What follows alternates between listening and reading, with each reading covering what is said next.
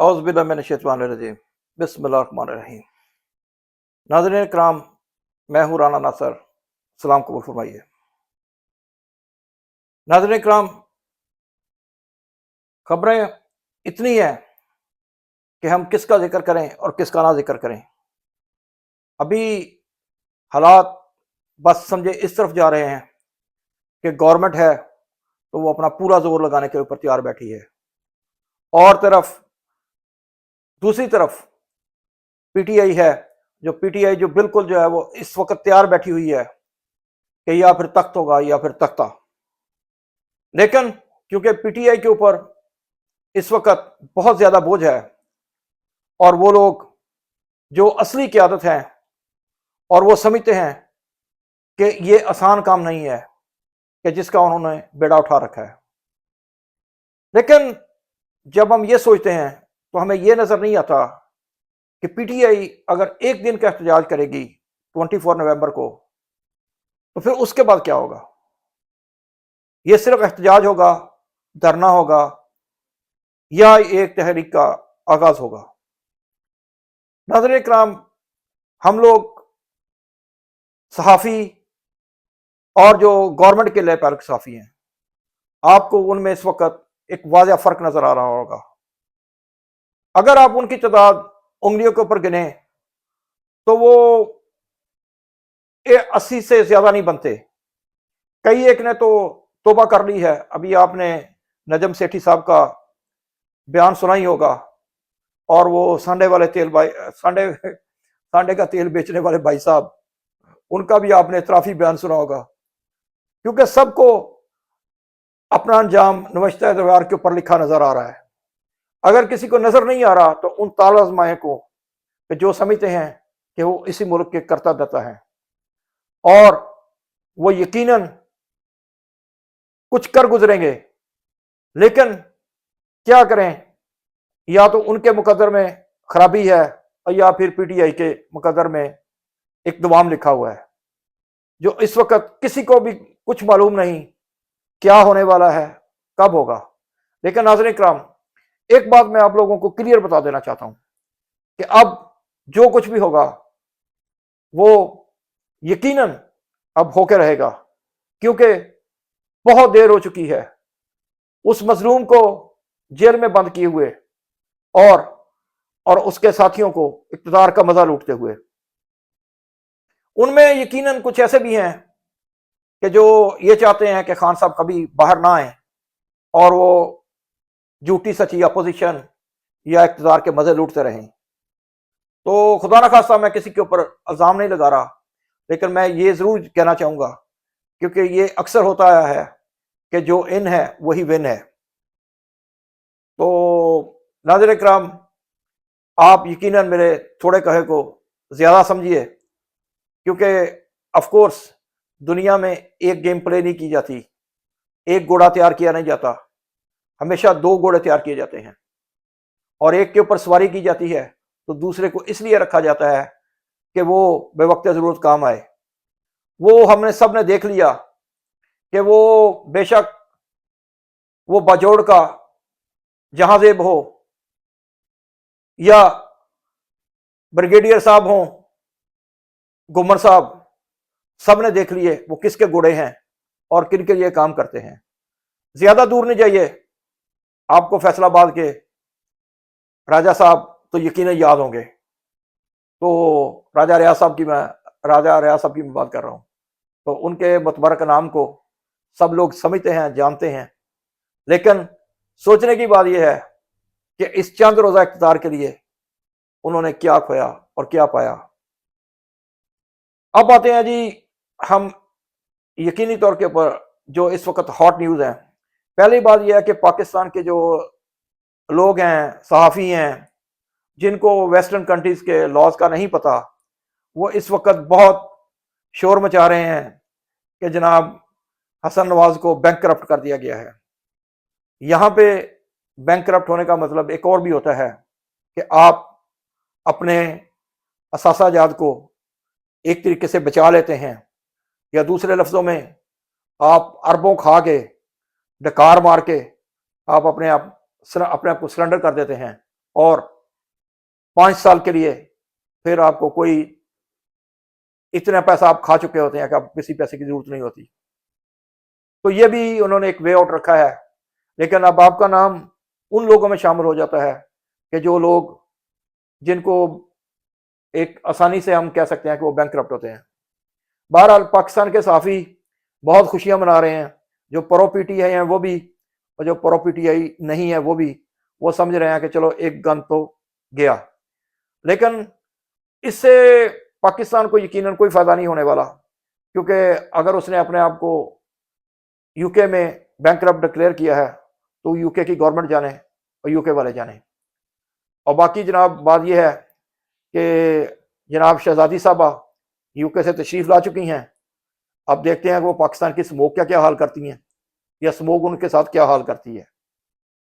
तो बाबूजी भी लगता है आ चुके हैं या आने वाले हैं, तो अब वो यकीनन हिकमत अमली बना रहे होंगे कि ये जो पीटीआई अपने यानी कि अपने कपड़ों से बाहर निकल रही है, तो इसको अब कंटेनर लगाने हैं या इनके लिए बुलेट तैयार कर रही हैं या फिर इनको प्रिजन वैन में भर भर के पहले की तरह जेलों में ठोंस देना है। लेकिन नाज़रीन इकराम, अफसोस की बात है कि हमारा जो इंसाफ का निज़ाम है वो एक गहरी नींद सोया पड़ा है, बिल्कुल गहरी नींद, क्योंकि उनको बिल्कुल कोई मालूम नहीं है कि क्या हो रहा है, कैसे हो रहा है, बल्कि शायद उनको भी अपनी नौकरी बचाने की लगी हुई है। हम लोग पाकिस्तान के वासी, हम लोग पाकिस्तान से प्यार करने वाले, हम ये चाहते हैं कि पीटीआई हो या कोई दूसरी जमात हो, जो जीते वही सिकंदर, उसी को इक़्तिदार देना चाहिए, वरना बांग्लादेश की सूरत में हम एक अंजाम भुगत चुके हैं। अब हम उस तरफ जाएं कि जो ह्यूमन राइट्स की जो लोगों के साथ ज्यादतियां हुई, जो लोगों को जेलों में ठोसा गया, बेगुनाह लोगों को पकड़ पकड़ के मारा गया, प्रिजन वैन में जलील किया गया। लेकिन खान साहब को एक तरफ से आपने अजीतें दे दे के उनके सेल में वो सबक वजीर आजम हैं, उनको आपने रखा, लेकिन क्या आप उनको तोड़ सके? नहीं, बल्कि आप उनको क्या तोड़ेंगे? अब तो ये बिल्कुल साफ नजर आ रहा है कि जो उनके लोग साथ में हैं, जिनकी कोई आवाज नहीं है, जिसको हम एक खामोश अक्सरियत कहते हैं, जिसको लोग 8 फरवरी का इनकलाब कहते हैं, जिसको जो बड़े बड़े लोग जनाब जैयद सहाफ़ी, हमारे मुल्ला हजरात, वीपीएन वाले मुल्ला और पोर्नोग्राफी देखने वाले मुल्ला, जब वो ये कहते थे कि ये हम एक कौम नहीं है, हम बिल्कुल एक मजमा हैं, तो हमारी कौम ने ये साबित कर दिया कि नहीं, तुम लोग हम में से नहीं हो, तुम लोग हमारी लीडरशिप के काबिल नहीं हो। हम एक कौम है और एक ऐसी कौम है कि जो हक और सच के लिए खड़ा होना जानती है। वो कभी किसी खाइन को, कभी किसी डाकू को, कभी किसी जराइम पेशा, किसी क्रिमिनल को अपना लीडर मानने के लिए तैयार नहीं है। बाबूजी ने तो अंजाम देख लिया। उस कैंसर की मरीजा जो अभी जेल में बंद है, अगर आप उसके मुकाबले में जीत भी गए तो क्या जीते? बहरहाल, किस्से माजी से हम हाल की तरफ आते हैं।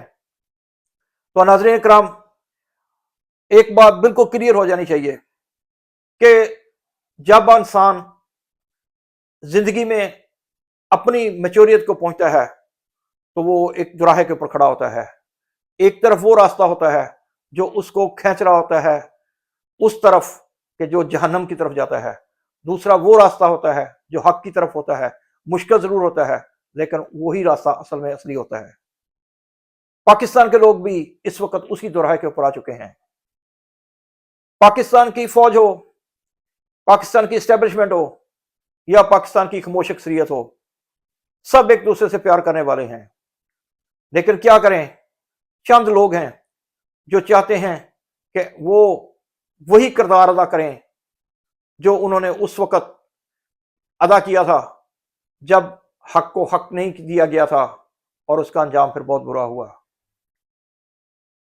नाज़रीन इकराम, अब क्या करें, हमारी जुबानबंदी भी कर दी गई है, हमारे जज्बात के ऊपर भी पाबंदी लगा दी गई है। कैसे ये मुल्क कैसे चलेगा? एक तरफ हमें इकॉनमी मुल्क आगे बढ़ने की नवीदें सुनाई जा रही हैं, दूसरी तरफ हमारा पासपोर्ट की, हमारे आवाम की महंगाई हमारी कमर तोड़ी जा रही है। किस तरफ जाएं? लोगों को सिर्फ एक शख्स नजर आता है, वो जेल में बंद है। अगर एस्टेब्लिशमेंट थोड़ी सी वाइज हो, वो उसको बाहर निकाल दे। लोग क्या करेंगे? इमरान खान साहब के सर के ऊपर वो बादशाह तो नहीं है कि उसके सर के ऊपर ताज रख देंगे। वो तो इसी मुल्क में आपके हकूक के लिए, हमारे लिए, इसी फौज के लिए, इसी स्टैब्लिशमेंट के लिए लड़ाई लड़ने के लिए तैयार है। उसने कभी इस फौज को, इस मुल्क को, के लोगों को, इस मुल्क की ब्यूरोक्रेसी को कभी ये नहीं कहा, बल्कि उसने हमेशा ये कहा कि ये मुल्क ठीक हो सकता है, ये निज़ाम ठीक हो सकता है और हम आगे बढ़ सकते हैं। नाज़रीन इकराम, क्या करें? किस तरफ जाएं? किससे मुंसफी चाहें? कौन है हमारे दर्द का दरमा करने वाला? किसको हम इस मुल्क के उस संघासन के ऊपर ला बैठाएं कि जो हमारे मुल्क के मसाइल को हल करे? हमने बहुत से तजर्बात करके देख लिए। अंजाम क्या हुआ? वही हुआ कि हर बंदा आया और अपना टेन्योर पूरा करके अपने दौर को मुकम्मल करके चला गया और अवाम वहीं पे सिसकती बिलकती रह गई। ना हमें साफ पानी मिला, ना हमें अच्छी तालीम मिली, बल्कि हमारे बहुत से मंसूबे ऐसे थे कि जो शुरू हुए, दरमियान में आए, फिर हमें पता ही नहीं चला कि उनके साथ क्या हुआ, कैसे हुआ और किसने किया। बहरहाल, अब हम उस दोराहे के ऊपर आ चुके हैं कि एक तरफ आपने आगे बढ़ना है और एक तरफ आपने सदियों पीछे चले जाना है। ये 24 नवंबर हो या कोई और तारीख हो, ये मुल्क के आगे बढ़ने के लिए, हक के लिए, इंसाफ के लिए बहुत ज़रूरी है कि इस मुल्क में इंसाफ का सूरज तुलू हो और हमारे बच्चों को अच्छी तालीम मिले, हमें साफ पानी मिले, हमें हेल्थ की सहूलियत मिले, हमारे पासपोर्ट की दुनिया में बेतौकीरी ना हो, तौकीर हो, और हमारे अड़ोस पड़ोस के ममालिक के साथ हमारे अच्छे ताल्लुकात हों। ये उसी वक्त हो सकता है कि जब इस इक़्तिदार के सिंहासन के ऊपर वो बैठा होगा जिसका हक बनता है, जिसको अवाम चुने हैं, वो नहीं जिनको अवाम ने नहीं चुना उनको कोई ला के बैठा दे। अंटिल नेक्स्ट टाइम के लिए राना नासिर को इजाज़त दीजिए। वमा इल्ला बिल्लाह।